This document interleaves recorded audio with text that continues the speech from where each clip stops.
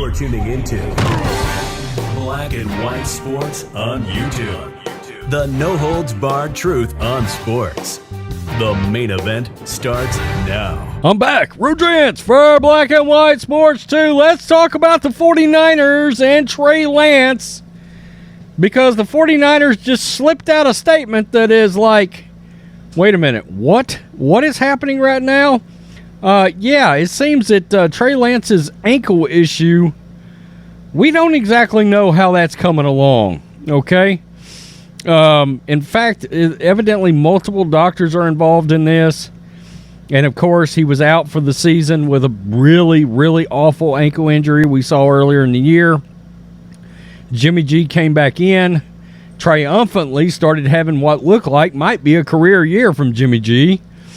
And then he got hurt, and now what looks like could be the franchise savior and the future quarterback going forward, Brock Purdy, came in. Mr. Irrelevant is incredibly relevant, making possibly Trey Lance Mr. Irrelevant if he's not careful. And with this ankle injury, maybe he should be concerned. Let's get to this. This is what the Niners put out in a statement very randomly at 4:05 p.m. on New Year's Eve on a Saturday. And in case you're wondering, when teams do stuff like this, they're putting this out hoping it doesn't get a lot of media attention. They're hoping not a lot of people are going to notice it. Okay? In other words, there are no talking heads today. I'm not a member of the media, right? But a lot of people are not asking a lot of questions. Well, here we are. 49ers quarterback Trey Lance underwent successful surgery on his right ankle yesterday. The second procedure was performed to move hardware that was inserted during the initial surgery in September. Due to the location of the fracture, the required hardware placement was close to a tendon in Lance's ankle. During the rehab process, their close proximity proved to cause irritation in his ankle. After consulting with multiple experts, the decision was made to have the hardware removed to prevent future issues in the ankle. Lance will continue his rehab process, expected to make a full recovery and return for OTAs. Yikes. Interesting. Now, this is what Florio said, because Florio initially broke the story from a media standpoint. During the rehab process, their close proximity proved to cause irritation in the ankle. After consulting multiple experts, the decision was made to have the hardware removed to prevent future issues. They can glass half full it all they want. Leave it to Florio, but he's right. It's not a great development. The team says Lance is expected to return for OTAs, which means it will be several more months until he's a go. The 49ers will likely have Lance and Brock Purdy as their top quarterbacks entering 2023. Some may already want the rookie to be the guy next year. I don't think it's even a question. I said when the ankle injury happened, I thought Lance was done. I thought he was done with the 49ers, and I'll tell you why. I actually thought Jimmy Garoppolo would lead this team to the Super Bowl. And they would either make the Super Bowl and he would stay, or they would win it and he would stay.